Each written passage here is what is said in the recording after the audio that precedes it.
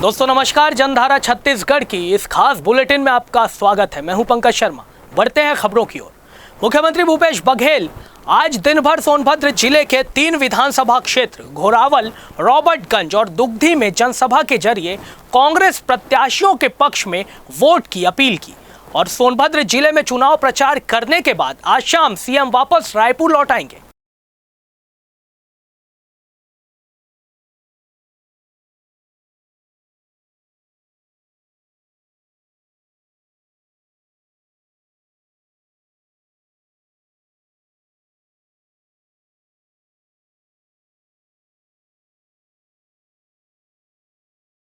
छत्तीसगढ़ में खेलों को बढ़ावा देने सरकार लगातार प्रयासरत है और इन प्रयासों में छत्तीसगढ़ को बड़ी सफलता भी मिली है। बता दें कि मुख्यमंत्री भूपेश बघेल के निर्देश पर छत्तीसगढ़ खेल एवं युवा कल्याण विभाग द्वारा भारतीय खेल प्राधिकरण को एक प्रस्ताव भेजा गया था, जिसमें छत्तीसगढ़ के खिलाड़ियों के लिए खेलो इंडिया स्कीम के तहत सेंटर प्रारंभ करने को कहा गया, ताकि प्रदेश के खिलाड़ियों को बेहतर मंच प्रदान किया जा सके। इस प्रस्ताव के बाद खेल संचालनालय ने 7 खेलो इंडिया सेंटर की स्थापना को मंजूरी दी है। ये 7 केंद्र अलग अलग जिलों में खोले जाएंगे। आर्चरी और हॉकी के लिए 2-2 केंद्र, तो वहीं वॉलीबॉल, मलखंभ और फुटबॉल के लिए 1-1 केंद्र को मंजूरी मिली है। इन केंद्रों में छत्तीसगढ़ के खिलाड़ियों का चयन कर राष्ट्रीय और अंतर्राष्ट्रीय स्तर के प्रशिक्षकों द्वारा प्रशिक्षण भी उन्हें दिया जाएगा। और छत्तीसगढ़ विधानसभा का बजट सत्र 7 मार्च से शुरू हो रहा है। विधानसभा में इस बार 1682 प्रश्न लगाए गए हैं, जिनमें 90% सवाल ऑनलाइन माध्यम से प्राप्त हुए हैं। बजट सत्र को लेकर हमारे सहयोगी खोमन साहू ने विधानसभा अध्यक्ष डॉक्टर चरणदास महंत से खास बातचीत की।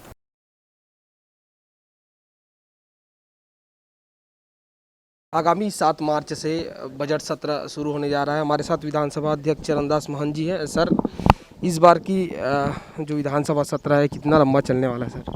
इस बार 13 दिन ही चल पाएगा और 13 दिन से ज़्यादा नहीं ले पा रहे हैं और हम अपेक्षा करते हैं विधायकों से कि पूरा समर्थन दें और समय का पूरा उपयोग करें, ज़्यादा से ज़्यादा बैठें और ज़्यादा से ज़्यादा घंटे चर्चा हो सके, ये हम चाहते हैं। सर, इस बार एक चीज़ नया आप लोगों ने किया है, ऑनलाइन जो प्रश्न मंगाए गए हैं, इसका कितना फ़ायदा होगा सर और किस तरीके से विधायकों ने रुचि ली इस पर?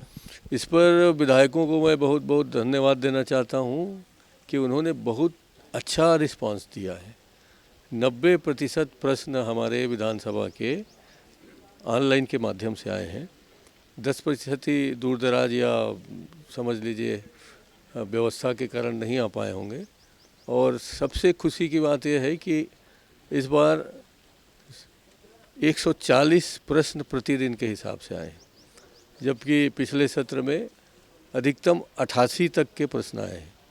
इसका अर्थ ये होता है कि लोगों ने जन समस्याओं को उठाने में पूरी रुचि दिखाई है और नई व्यवस्था को एक्सेप्ट करने में भी पूरी रुचि दिखाई है। तो ये थे डॉक्टर चरणदास महंत, जिनका साफ तौर पर कहना है कि इस बार जो विधायकों ने ऑनलाइन प्रश्न जिस तरीके से रुचि दिखाई है वो काबिले तारीफ है। इसका आने वाले दिनों में कहीं ना कहीं प्रदेश को फायदा मिलता हुआ दिखेगा। कैमरा पर्सन अमीन कुरैशी के साथ खोमन साहू, वीआईपी न्यूज़, रायपुर। इधर भारतीय जनता पार्टी के राष्ट्रीय सह संगठन महामंत्री शिव प्रकाश और प्रदेश प्रभारी डी पुरंदेश्वरी आज सुबह से ही राजधानी रायपुर में भाजपा नेताओं की बैठक ले रहे हैं। सबसे पहले भाजपा विधायक दल की बैठक हुई। यहां आगामी बजट सत्र में भाजपा के परफॉर्मेंस को लेकर जरूरी दिशा निर्देश दिए गए हैं। विधायक दल की बैठक के बाद नेता प्रतिपक्ष धर्मलाल कौशिक ने बैठक में क्या कुछ हुआ इस बारे में जानकारी मीडिया को दी। विधायक दल की बैठक पहले हुई है, राज्य विधायक दल की बैठक हुई है। इसमें मुख्य रूप से कि आने वाले जो सत्र और सत्र में परफॉर्मेंस ठीक हो, सारी जो सूचनाएं वो लगनी चाहिए और उसके साथ में क्षेत्र में सतत संपर्क, संगठन से कोऑर्डिनेशन, समन्वय, कुल मिलाकर के विधायक की जो भूमिका है वो महत्वपूर्ण है। और उसके साथ में एक पार्टी के साथ में उनकी जो संबंध, दूसरा क्षेत्र के जनता जो उनको चुनाव देता है उनके साथ में संबंध, तीसरा जो संगठन है, ये तीनों के साथ में कोऑर्डिनेशन कैसे बैठाना है और जो महत्वपूर्ण जवाबदारी आपकी विधानसभा में है उस जवाबदारी में आपका खरा उतरना। इन सारे विषयों को लेकर के आज बैठक हुई है और बहुत सार्थक बैठक हुई है। निश्चित रूप से उसका लाभ भी आने वाले समय में हमारे सभी विधायकों को मिलेगा जनप्रतिनिधियों।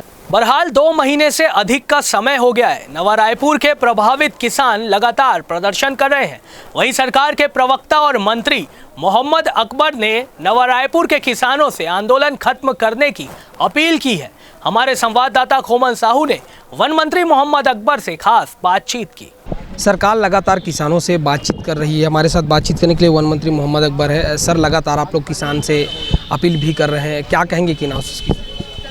देखिए, 6 मांगे हम लोगों ने पूरी किए हैं। मंत्रिमंडलीय उप समिति बनी थी, मुख्यमंत्री जी ने उसका निर्माण किया था और 6 मांगे पूरी करने के बाद हम लोग उनसे वही अनुरोध करते हैं कि भाई अपने आंदोलन को समाप्त कर लें और बातचीत का रास्ता कभी बंद होता नहीं। आने वाले समय में यदि और कोई बातचीत करना हो तो उसके लिए भी हम लोग तैयार हैं। सर, जो 2 मांगे हैं किस बात को लेकर अटक रही है कि क्या पेच फंसा हुआ है? देखो, 2 मांगे जो है वो विशेष करके मुआवजा प्रकरण को लेकर है। अधिकांश प्रकरणों में मुआवजा दिया जा चुका है, बाकी का मामला माननीय उच्च न्यायालय में लंबित है, तो उसके निर्णय का इंतजार है। ये थे मोहम्मद अकबर, जिनका साफ तौर पर कहना है कि जो न्यायालय में लंबित मामला है, इस कारण जो है मामले का पटाक्षेप नहीं हो पा रहा है। बहरहाल अब देखने वाली बात होगी कि आने वाले दिनों में सरकार इस पर क्या कुछ निर्णय लेने वाली है। कैमरा पर्सन टीकू साहू के साथ खोमन साहू, VIP न्यूज़, रायपुर। छत्तीसगढ़ में चुनाव नजदीक आते आते अब राजनीतिक बयानबाजियों का दौर भी शुरू हो गया है। विपक्ष के नेता विभिन्न विषयों को लेकर सरकार को घेरते हुए नजर आ रहे हैं। नेता प्रतिपक्ष धर्मलाल कौशिक ने बयान जारी कर सरकार को असफल बताया और कहा कि प्रदेश में एक बार फिर कोयला संकट मंडराने लगा है। उन्होंने कहा है कि हर बार की तरह केंद्र सरकार पर केवल आरोप लगाने से कुछ भी हासिल नहीं होगा। राज्य सरकार को इस पर गंभीरता से काम करना चाहिए। छत्तीसगढ़ राज्य की कांग्रेस की सरकार हर मुद्दे पे विफल हो रही है। केंद्र के ऊपर केवल आरोप लगाने से काम नहीं चलेगा, उसका रास्ता निकालना पड़ेगा। कोयले को लेकर के जिस प्रकार से यहाँ पर स्थिति निर्मित हो रही है, वास्तविक में हमारे छत्तीसगढ़ के कोई उद्योग बंद ना हो और उनको कोयले की आपूर्ति टाइम से हो, इसके लिए पहल करने की आवश्यकता है और इस बात को लेकर के राज्य सरकार को गंभीरता के साथ में काम करने की आवश्यकता है। आज हम देख रहे हैं कि न केवल कोयले के बल्कि खाद को लेकर के किसान आज समस्या से जूझ रहे हैं यहाँ पर, और किसानों में इसको लेकर के काफ़ी आक्रोश है क्योंकि उनको पैदावारी भी कम हो गई इससे। इसी प्रकार से अनेक विषयों को लेकर के जहां राज्य सरकार विफल हो जाती है तो केंद्र सरकार के ऊपर में आरोप लगा देती है और आरोप लगा करके बैठ जाती है, उसका इतिश्री हो जाता है। हमारे छत्तीसगढ़ किसी भी प्रकार से प्रभावित ना हो, ये राज्य सरकार की प्रथम जवाबदारी है, पहली जवाबदारी है, और जिसमें मुझे लगता है कि 3 साल में राज्य सरकार लगभग इन सारे कार्यों में फेल रही है, असफल रही है, और उसका खामियाजा छत्तीसगढ़ की चाहे जनता हो, छत्तीसगढ़ के किसान हो या छत्तीसगढ़ के गरीब हो या छत्तीसगढ़ के उद्योग हो, ये सब भुगत रहे हैं और इसका कारण है छत्तीसगढ़ की कांग्रेस की सरकार। राजधानी रायपुर में अवैध नशे के विरुद्ध चलाए जा रहे अभियान में पुलिस को बड़ी सफलता मिली है। शहर की आमानाका पुलिस ने लगभग 2 लाख कीमत के 22 ग्राम हीरोइन के साथ पंजाब के 3 तस्करों को भी गिरफ्तार किया है। वहीं इनके पास से i20 कार भी जब्त की गई है। इस मामले की जानकारी रायपुर पश्चिम एडिशनल SP आकाश राव गिरिपुंजे ने दी।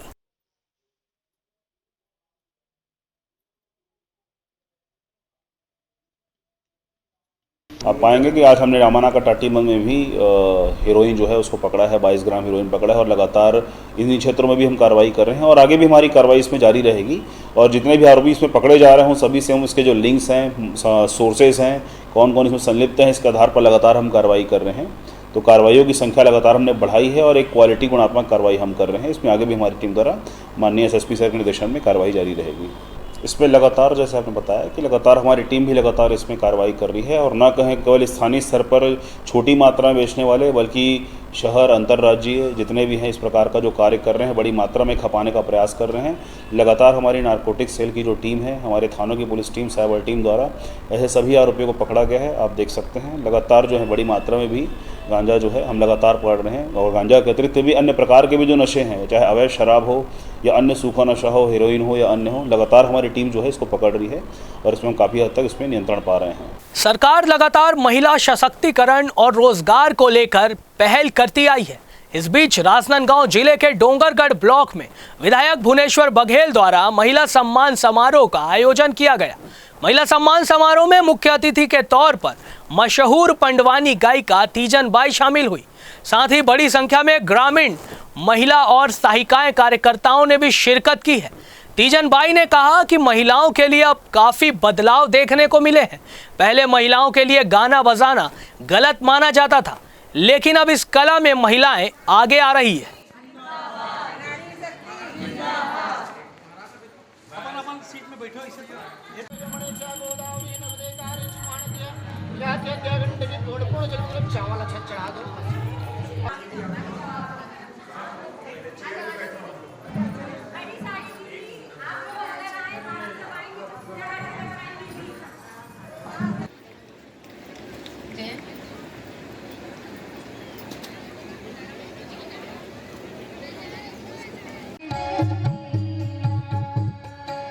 बहुत बढ़िया यहाँ के जो वातावरण जो है महिला के लिए वो बहुत ही बढ़िया है। ऐसे तो महिला समाज के लिए मैं जाती आती रहती हूँ, और यहाँ के जो आयोजक है वो बहुत सुंदर, सबके लिए बहुत बढ़िया। क्या संदेश देना चाहेंगे महिलाओं? क्या कहूँगा और क्या कहें, ऐसा सम्मान नारी को करना चाहिए और जीवन भर करते रहो, तभी आगे आने वाली पीढ़ी को पता चले कि सच में नारी जाति की कौन से सम्मान है, क्या उनके वो चीज़ है फायदा। हमको तो सारी चीज़ फायदा नारी से हो सकती है। तो भाई नारी के सम्मान करने में कोई आपत्ति नहीं है, कोई कष्ट नहीं है। बहुत प्यार से नारी के सम्मान किए गए, हम देख के तो बहुत गदगद हो गए। बहुत अच्छा लगा और मैं बहुत धन्यवाद देती हूँ विधायक जी को कि ऐसा कार्यक्रम इन्होंने नारी सशक्तिकरण की 8 तारीख को मनाते हैं, लेकिन 8 से पहले नारी सशक्ति कार्यक्रम मनाया। बहुत ही सराहना, बहुत ही सुंदर लगा। और महिलाओं का इतना भीड़ और सारे महिलाएं अपना सुबह से आए हैं, 11 बजे से आके अभी यानी 5 बजे तक बैठे हैं एक ही जगह में। मतलब ये नारी शक्ति का रूप है, ये दिखाए हैं नारी में कितना शक्ति है। अभी 8 मार्च को महिला सम्मान अंतर्राष्ट्रीय महिला दिवस है, और आज हम लोग यहाँ 3 तारीख को मोहारा में महिला सम्मान समारोह किए हैं। और महिला का सम्मान हमेशा, हर दिन, हर पल महिला का सम्मान होना चाहिए। महिला का सम्मान अगर आपके घर में, आपके प्रदेश में, आपके देश में अगर होता है तो आपको कभी भी कोई आगे बढ़ने से नहीं रोक सकता है। ये संदेश आज हम लोगों ने महिला सम्मान समारोह में बुला के मितानिन बहनें, कार्यकर्ता, सहायिकाओं को दिया है, जिन्होंने कोरोना काल में अपनी जान की बाजी लगाकर दूसरों की सेवा की है। अनुसूचित जाति महिला समूह है, उनको हम लोगों ने सरकारी मदद से यहाँ पर एक LED बल्ब का जो है, यहाँ पर एक छोटी सी इंडस्ट्री लगी है, जहाँ पे हमारी महिला बहनें आकर वहाँ पर अपना रोज़गार पा सकेंगी और डेली अपना 200, 250, 300 रुपये जितना भी वो कमाना, आर्थिक वहाँ से लाभ लेना चाहें, उसको लाभांश वहाँ से मिलेगा। अभी लेते हैं एक छोटा सा ब्रेक।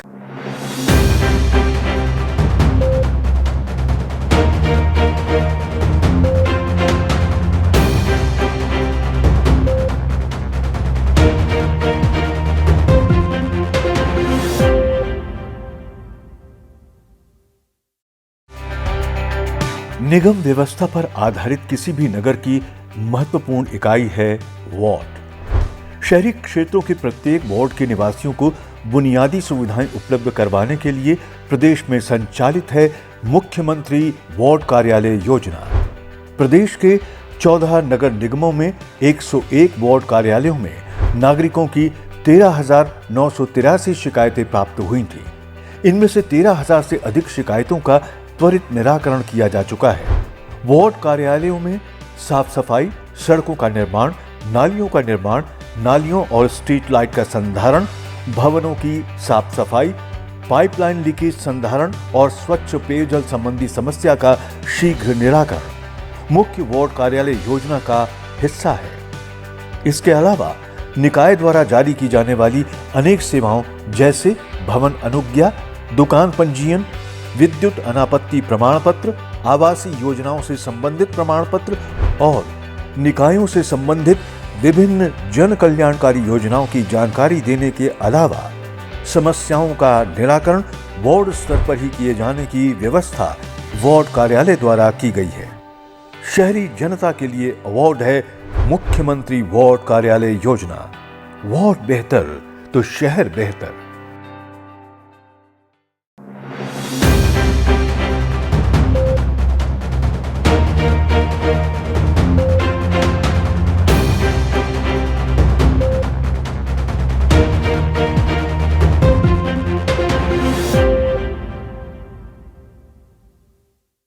ब्रेक के बाद एक बार फिर आप सभी का स्वागत है। बढ़ते हैं अगली खबर की ओर। सरगुजा जिले के सीतापुर विकास खंड में प्राथमिक शाला की स्थिति जर्जर हो चुकी है, जिसके चलते छात्रों को दिक्कत का सामना करना पड़ रहा है। स्कूल भवन के हालात इतने खराब हो गए हैं कि किसी भी वक्त बड़ा हादसा हो सकता है। बता दें कि जिस कक्षा में बच्चे पढ़ाई करते हैं उस जगह का प्लास्टर टूटकर गिरता हुआ नजर आ रहा है। इस स्कूल की स्थिति को देखकर ये कहना गलत नहीं होगा कि शिक्षा विभाग छात्रों की जिंदगी से खिलवाड़ कर रहा है। खास बात यह है कि शिक्षा विभाग के अधिकारियों को इस बात की जानकारी है, इसके बावजूद स्कूल भवन की जर्जर अवस्था को ठीक नहीं किया जा रहा है।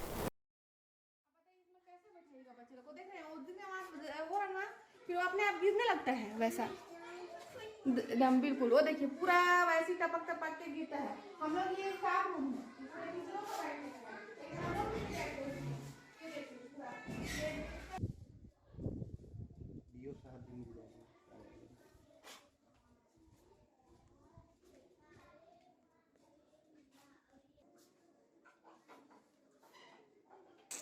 हम लोग पढ़ते रहते हैं तो प्लास्टर गिरता है तो डर रहता है, तो हम लोग को नया स्कूल चाहिए, बनवाए तो नहीं। हम लोग यहाँ पढ़ाई करते हैं, प्लास्टर गिरता है इसका डर रहता है, इसलिए हम दूसरे क्लास में पढ़ाई करते हैं। इसे अच्छे से कीजिए और हम इसी में पढ़ाई करेंगे। मैं यहाँ पे मतलब सहायक शिक्षक के उसमें पदस्थ हूँ। यहाँ का भवन बहुत ही जर्जर हो गया है, जिसकी वजह से हम लोग बच्चों को यहाँ पे नहीं पढ़ा पाते हैं। हाँ, और यही वजह है जो हम लोग पूरा 1 से लेके मतलब पहली से लेकर पूरा 5वीं तक के बच्चों को एक क्लास में बैठाने के लिए मजबूर हो जाते हैं और सभी का पढ़ाई एक ही क्लास में करा रहे हैं, जिससे अगर एक बच्चे को अगर एक क्लास का पढ़ाई करा रहे हैं तो दूसरा बच्चा नहीं पढ़ पाता है उसकी वजह से। तो कभी कभार हम लोग फिर बच्चों को जैसे 5 क्लास अगर नोट दिए हैं तो बच्चे यहाँ पे आके नोट कर रहे हैं, तो बाकी बच्चों को वहाँ पे हम लोग एक अतिरिक्त क्लास है उसमें बैठा के पढ़ाते हैं। सर शिकायत हम लोग बहुत बार यहाँ तक कि लिख के भी दिए हैं और बाउंड्री वाल के लिए भी दिए हैं। कभी कभी कितने शराबी लोग आके भी घुस जाते हैं स्कूल में। वहाँ का संज्ञान में है, जर्जर स्कूल है, जिसमें हम लोग बच्चों को अतिरिक्त कक्ष में बैठने को बोले हैं और जर्जर स्कूल के प्रस्ताव में उस स्कूल का नाम डाला गया है। जैसे ही स्वीकृति मिलेगा तत्काल उसका कार्रवाई करेंगे। अभी तो अतिरिक्त कक्ष में बच्चों को बैठा रहे हैं। और जहाँ तक आपने बोला बाउंड्री वाल के बारे में भी हम लोग प्रस्ताव भेजे हुए हैं। नहीं, उनको स्पष्ट बताया गया है और ऐसा अगर आप देख के आए हैं तो उसको जाके हम देखते हैं। और छत्तीसगढ़ में करीब 3 साल पहले कांग्रेस सरकार बनने के बाद जिस क्राइम ब्रांच को भंग कर दिया गया था उसे नए स्वरूप में वापस शुरू करने का आदेश अब राज्य सरकार ने जारी किया है। दरअसल राजधानी रायपुर सहित प्रदेश के बड़े शहरों में लगातार चाकूबाजी और गंभीर अपराधों में बढ़ोतरी देखी जा रही है, जिसके चलते सरकार ने इसे वापस शुरू करने का आदेश जारी कर दिया है। छत्तीसगढ़ गृह विभाग द्वारा जारी इस नए आदेश में रायपुर, दुर्ग और बिलासपुर में एंटी क्राइम एवं साइबर यूनिट शुरू करने को निर्देशित किया गया है। आदेश के मुताबिक इन जिलों में पदस्थ अफसर और जवान ही इस टीम का हिस्सा बन पाएंगे। बता दें कि यह टीम क्राइम और साइबर क्राइम से जुड़े मामलों की तहकीकात करेगी।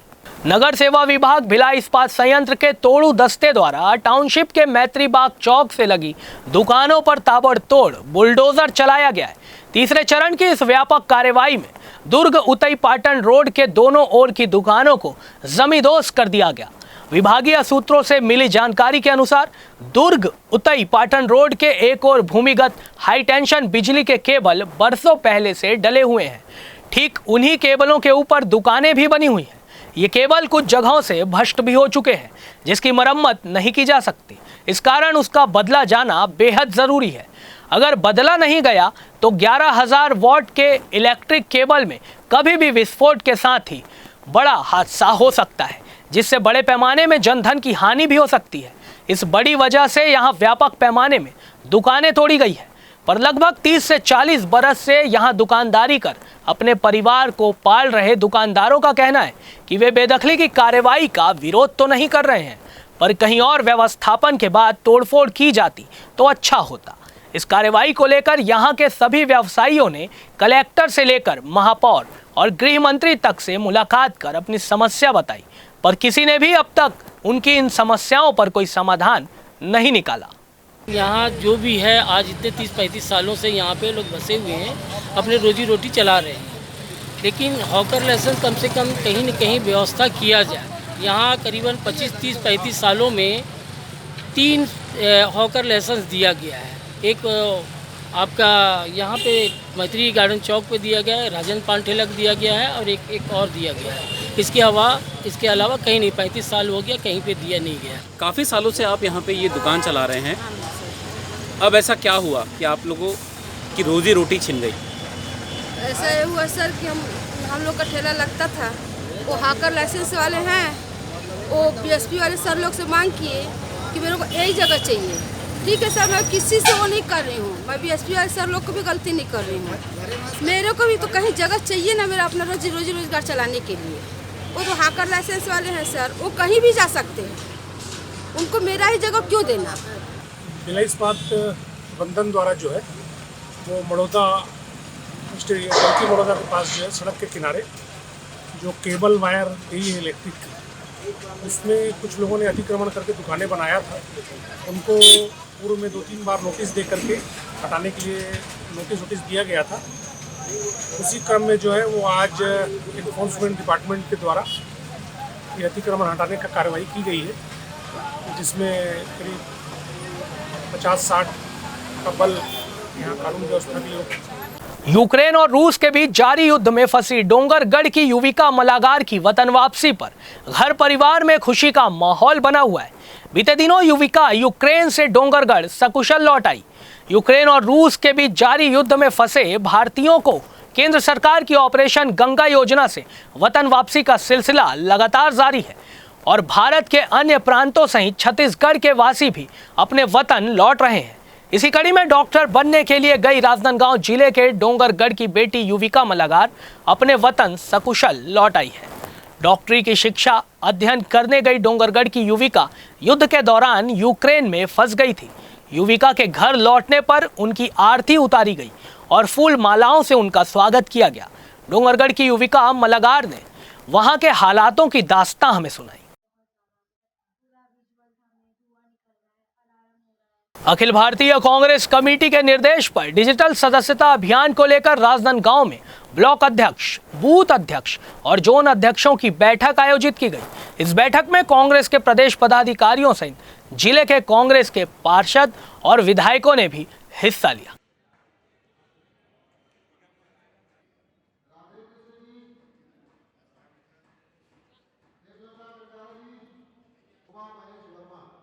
भारतीय कांग्रेस कमेटी के निर्देश पर प्रदेश कांग्रेस कमेटी छत्तीसगढ़ के अध्यक्ष आदरणीय मोहन मरकाम जी, मुख्यमंत्री भूपेश बघेल जी का जो तैयारी है अगले 2023 को लेके राष्ट्रीय कांग्रेस की विचारधारा को जन जन तक पहुंचाने के लिए और पार्टी के जो आंतरिक चुनाव है उस पर जो संगठन का काम होना चाहिए उसको करने को लेकर हम लोग ये निरंतर बैठकें कर रहे हैं।